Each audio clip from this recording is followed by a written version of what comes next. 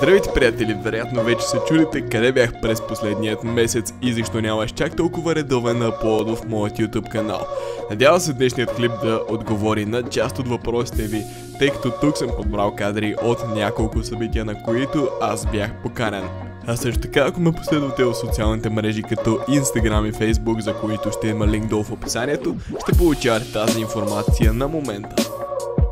Окей, нека караме събитията по хронологичен ред. Бях поканен от Acer Predator и R-Seed, за да изтествам техният невероятен симулатор, като държа да кажа, че всичкият хардвер в това видео е предоставен от Acer Predator, а самата база на симулатора, заедно с всичката периферия, е предоставена от R-Seed. Това е невероятният GSX 710, който е дело на Acer Predator, като характеристиките на тази конкретна машина са Intel Core i7 7700K, Nvidia GTX 1080, 32 ГБ RAM и невероятната звукова карта на Sound Blaster X5 MBS. Дойде моят ред да седна на този невероятен симулатор, като забравих да кажа по-рано, че играта, която е заредена тук, е Assetto Corsa. Просто няма как да стане по-добре от това. Самите механики на играта, самата периферия, всичко това допринася за невероятното усещане. Колата, която си избрах, е Alfa 155 V6 Ti и вероятно вече сте се досетили коя е пистата, на която караме. Това е Nürburgring Nordschleife, една от най-красивите и опасни писти в света. Освен това, държа да кажа колко невероятно се усеща всичко на този хардвер. Просто този монитор, а именно Acer Predator Z1. Това нещо е с refresh rate от 200 Hz. Също така има G-Sync и в комбинация с тази невероятна Nvidia GTX 1080, просто самия геймплей беше butter smooth, ето така. Въпреки че всичко се усещаше идеално, разликата от това да слезеш от кола и да седнеш на симулатор е доста голяма, тъй като тук ти нямаш усещане за скорост. Въпреки че самата периферия беше доста респонсив и самият волан имаше динамично натоварване, което ще рече в зависимост от това колко сцепление имате или нямате, волана ще стане съответно по-твърд или по-лек. Просто когато нямаш усещане за скорост и това как самата кола се държи на пътя, а си буквално закърпен на една седалка и гледаш един екран, нещата се усещат малко по-различно. Естествено, след време ти придобиваш усещане именно за това. Но тук загрях не повече от 5 минути на самият симулатор, което повярвайте ми е доста малко. Особено когато караме подобна кола на подобна писта. Имаше някои големи фейлове. Сами ще видите по-нататък как буквално изкочих от завой наречен карусел, който е вероятно един от най-коварните завои в протежението на целият Nürburgring.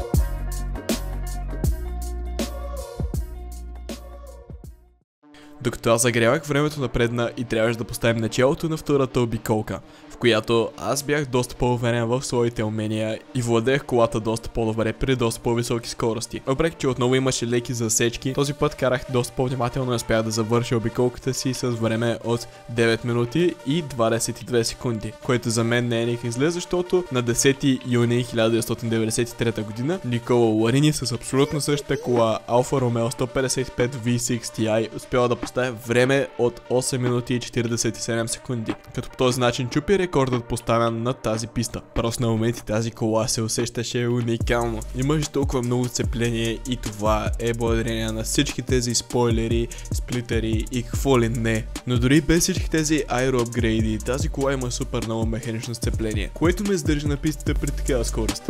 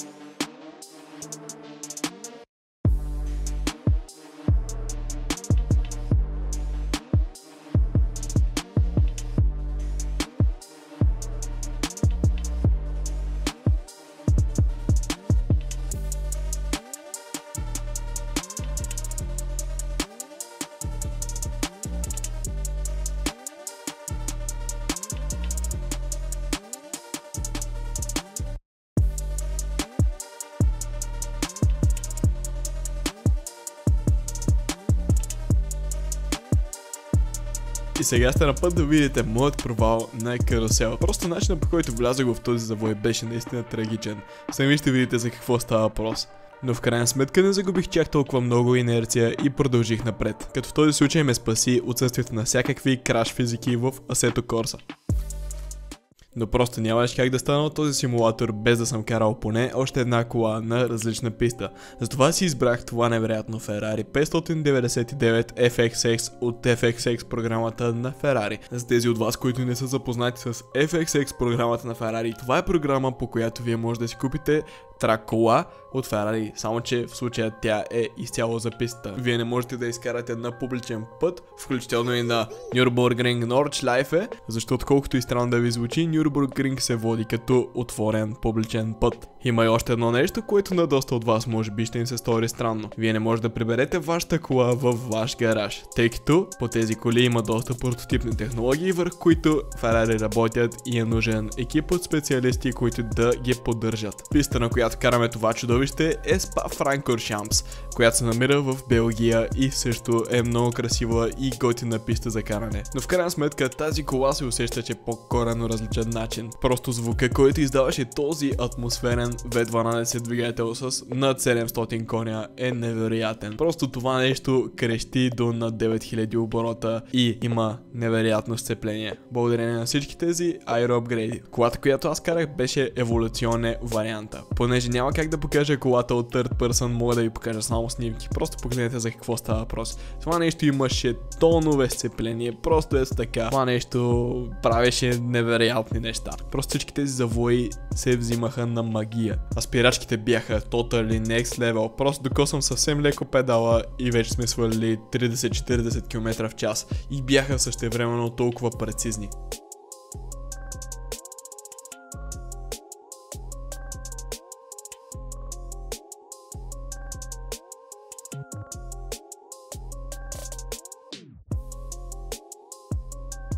Като цяло впечатленията ми от самите коли и самият симулатор бяха доста добри, така че поздравления R-Seat и Predator, сгубили сте един наистина доста добър симулатор. А въпросът сега е кога ще получа моят симулатор. Муахахаха. Но шегата на страна, просто начинът, по който се усещаше всичко, беше невероятен. Самият волан, самият шифтер, самите педали. Въпреки че от време на време имах леки проблеми с педала на газта, не мисля, че беше чак толкова тежък, колкото ми се искаше, или можех да бъда чак толкова прецизен с него, но самата седалка, самата конструкция на основата беше доста добра. Въпреки че според мен, ако си купувате подобна седалка, тя трябва да е задължително от Алкантара. Просто кожата беше малко мех, но може би това съм само аз, тъй като по принцип не обичам кожени интериори. А сега ще пусна музиката и ще ви покажа всичките яки коли от това събитие.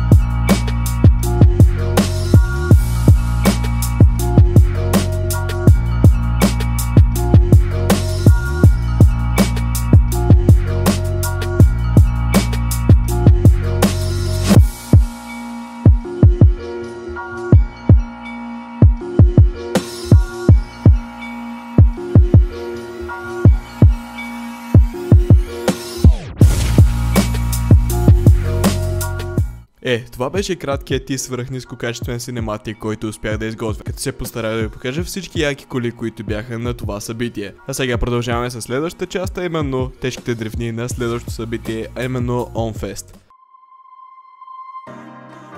Пак съм аз! Аудиото беше тотално прецакано и затова реших да войсълват на първите няколко секунди. Качих се през Стефан Зашев в неговото BMW E36, по което мога да ви кажа, че няма почти нищо фабрично, освен фаровете и стоповете. Двигателят на тази машина е 4.4 V8 M60 B, не знам си колко. Това е велосмакет, който слагат в петиците, седмиците и хикс петиците. Като разбира се, в случаят е правен и колата прави нещо от сорта на 300 конски сили на колелата. Освен това, той споделя плановете си с мен да направи апгрейд на тази кола, а именно да сложи голямо единично турбо. И тогава съвсем спокойно тази кола би трябвало да прави нещо от сорта на 500-600 конски сили на колелата. Обърнато е внимание на всеки гейдж, на всеки малък детайл. Също така вижте този шифтър. Да, това е един извънземен шорт шифтър, просто е така. Аз забравих да кажа, че почти цялата кола е направена от композитни материали, включително и широкият бойкит, който вие ще може да видите малко по-нататък, когато ви покажа екстериорни шотове на самата кола. Но общо тегло с наздалната вътре е някъде около 1100 кг.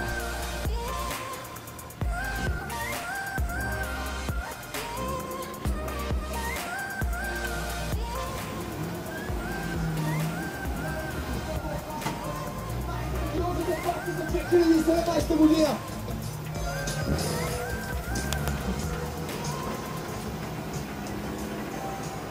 Ето ви 6 подготвени автомобил, които сме осигурени за вас днес. От скорост на 3000 конски сили.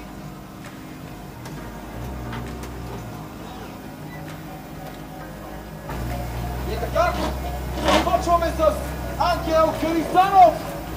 Yellowstone Big Surface!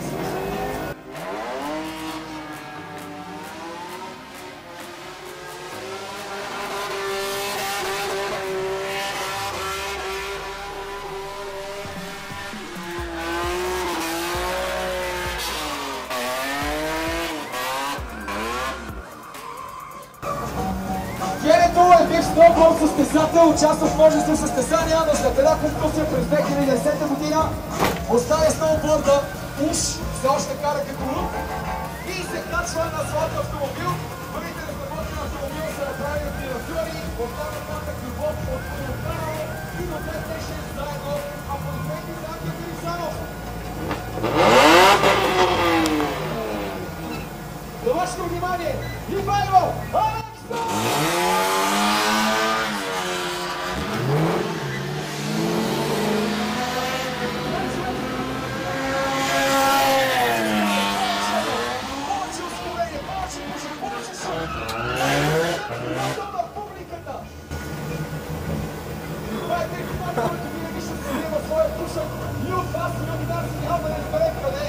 Неговото име – Ивайло Алексов. Сега на вашето внимание – Стефан Зашев!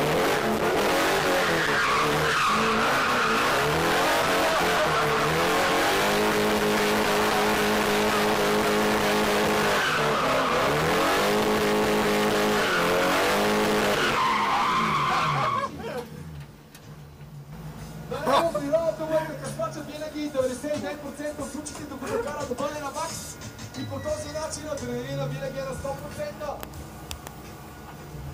Сега ще ви представя още един Стефан, до този път Цанков. Стефан Цанков, по-известен като човекът с болната.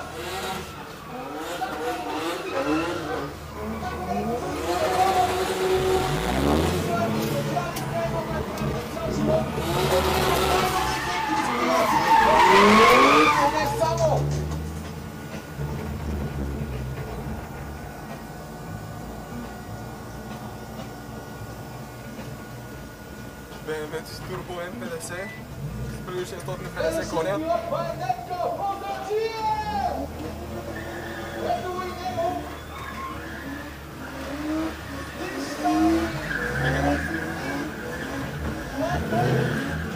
Участник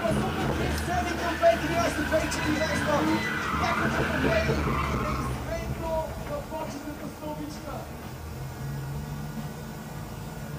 И накрая, за да се, както година на последната се казва, черешката на тортата, аплодисменти за Александър Янцов!